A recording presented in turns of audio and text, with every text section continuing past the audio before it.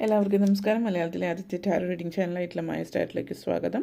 മകം നക്ഷത്രക്കാരുടെ മെയ് 2026 എങ്ങനെയാണെന്ന് നോക്കാം. അതിലേക്ക് കടക്കുന്നതിന് മുമ്പ് പ്രൈവറ്റ് കൺസൾട്ടേഷൻ താല്പര്യമുണ്ടെങ്കിൽ ഡീറ്റെയിൽസ് ആയി ഡിസ്ക്രിപ്ഷനിലുണ്ട്, നോക്കാവുന്നതാണ്. നമുക്ക് റീഡിങ്സിലേക്ക് കടക്കാം. മകം നക്ഷത്രക്കാരുടെ മെയ് 2026 എങ്ങനെയാണ് എന്ന് നോക്കാം.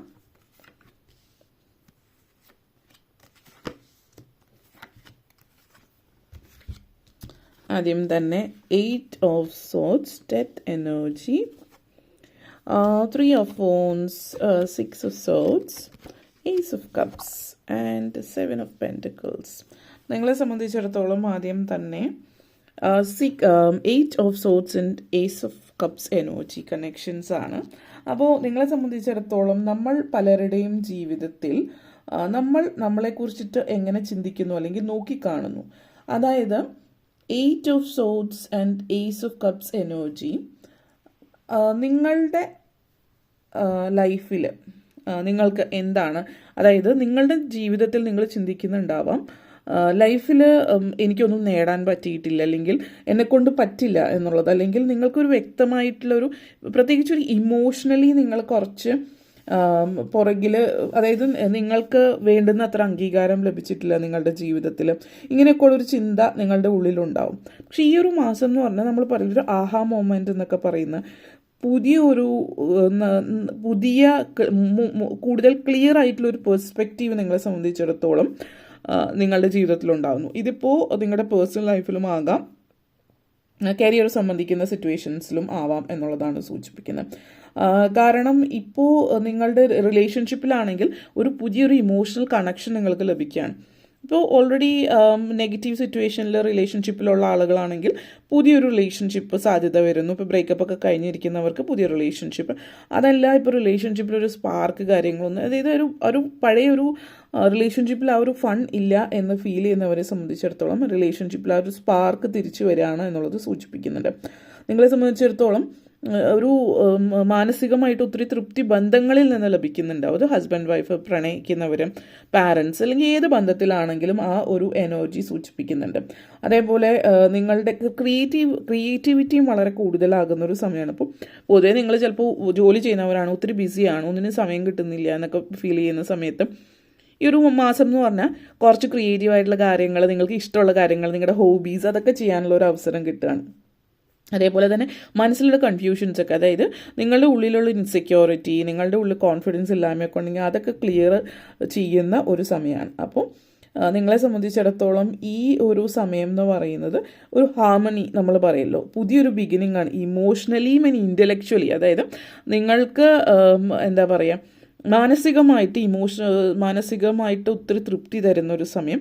അതേപോലെ തന്നെ ഇൻ്റലക്ച്വലായിട്ടുള്ള കാര്യങ്ങൾ ചെയ്യാൻ പറ്റുന്നു. ഇപ്പോൾ ജോലി സംബന്ധമായിട്ടോ അല്ലെങ്കിൽ മറ്റെന്തെങ്കിലും തരത്തിലൊക്കെ ആണെങ്കിലും നിങ്ങൾക്ക് പുതിയ പ്രൊജക്റ്റ് ലഭിക്കുന്നുണ്ടാവും ജോലിയിൽ, അല്ലെങ്കിൽ മറ്റുള്ളവർ നിങ്ങളെ റെസ്പെക്റ്റ് ചെയ്യുന്നുണ്ട് ജോലിയിൽ. നിങ്ങൾ ചെയ്യുന്ന ജോലിയിൽ നിങ്ങൾക്കുള്ള കഴിവ് മറ്റുള്ളവർ മനസ്സിലാക്കുക. ലൈഫിലൊരു ബ്രേക്ക് ത്രൂ എന്നുള്ളൊരു സിറ്റുവേഷനാണ് സൂചിപ്പിക്കുന്നത്.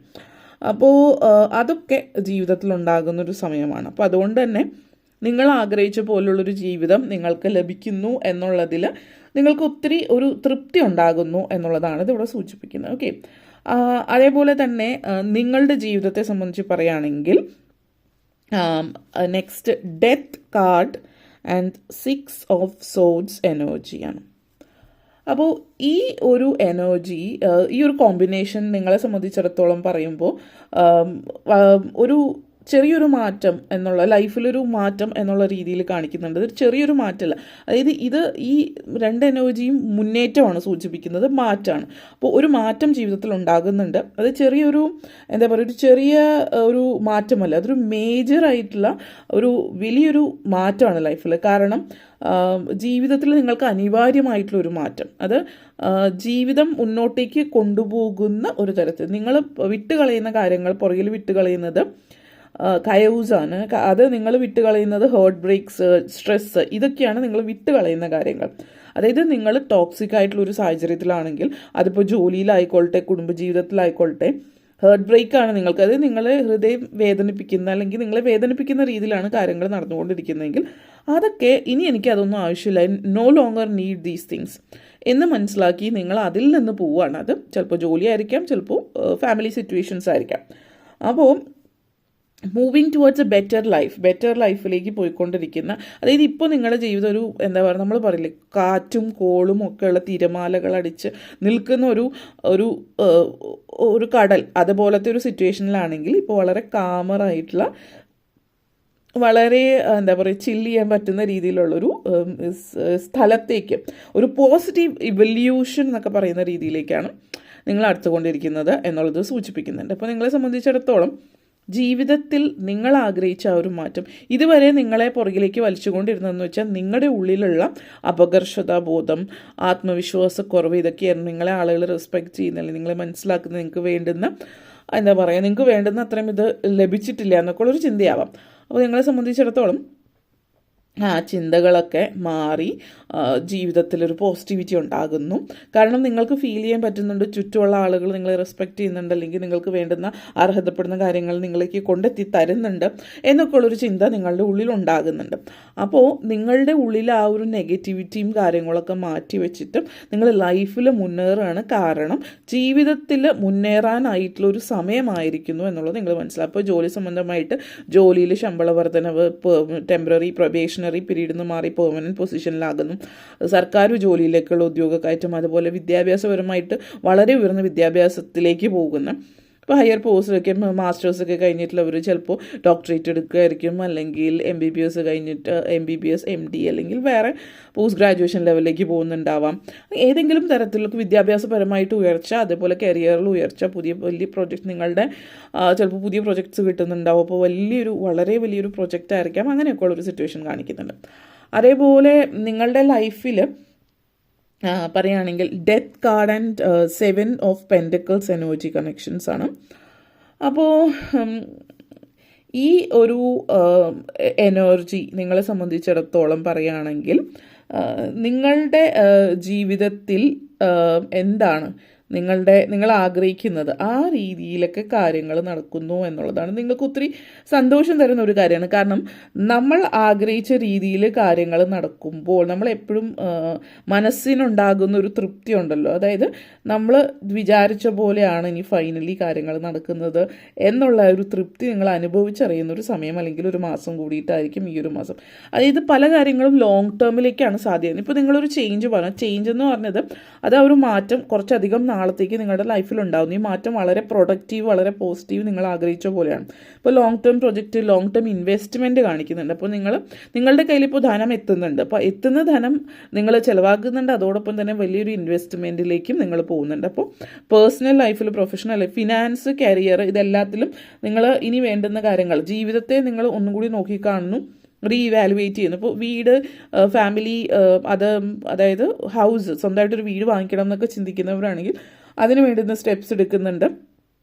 അതേപോലെ തന്നെ നിങ്ങളെ സംബന്ധിച്ചിടത്തോളം നിങ്ങൾ ഒത്തിരി നിങ്ങൾ ചെയ്യാനുള്ള പ്രവൃത്തി ചെയ്യുന്നു, കൃത്യമായിട്ട് വളരെ പക്വതയോട് കൂടിയിട്ട് മെച്യൂറായിട്ട് റെസ്പോൺസിബിളായിട്ട് നിങ്ങൾ ചെയ്യേണ്ടുന്ന പ്രവൃത്തി നിങ്ങൾ ചെയ്തു. ബാക്കിയൊക്കെ ദൈവത്തിങ്കൽ എന്നുള്ള, അല്ലെങ്കിൽ ആ ഒരു പ്രപഞ്ചശക്തി യൂണിവേഴ്സിന് വിട്ടുകൊടുത്തിരിക്കുകയാണ്. ആ ഒരു പ്രപഞ്ചശക്തി അതിൻ്റെ പര്യവസാനത്തിലേക്ക് വേണ്ടുന്ന രീതിയിൽ കൊണ്ടെത്തിക്കും എന്നുള്ളൊരു വിശ്വാസം, ആ ഒരു വിശ്വാസം നിങ്ങൾക്ക് ഈ ഒരു സമയത്ത് വളരെ കൂടുതലായിരിക്കും എന്നുള്ളതാണ് സൂചിപ്പിക്കുന്നത്.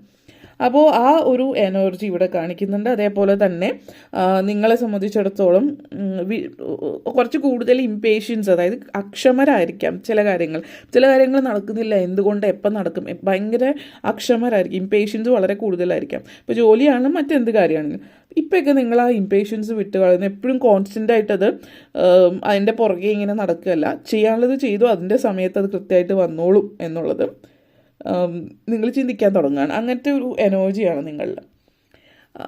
And next is 3 of wands and Ace of cups energy connections ആണ്. അപ്പോൾ ഈ ഒരു എനർജി നിങ്ങളെ സംബന്ധിച്ചിടത്തോളം പറയുകയാണെങ്കിൽ, വിദ്യാർത്ഥികളെ സംബന്ധിച്ചിടത്തോളം വിദ്യാഭ്യാസ കാര്യത്തിൽ ഓൾറെഡി പറഞ്ഞു ആ ഒരു മുന്നേറ്റം, വീട്ടമ്മമാരെ സംബന്ധിച്ച്, പ്രായമായിട്ടുള്ളവരെ സംബന്ധിച്ചിടത്തോളം പുതിയ ഒത്തിരി കാര്യങ്ങൾ ജീവിതത്തിൽ അനുഭവിക്കാൻ പറ്റുന്നുണ്ട്. കാലയെ കൂട്ടി തീരുമാനിച്ച് പല കാര്യങ്ങളും ചെയ്യാൻ പറ്റുന്നുണ്ട്.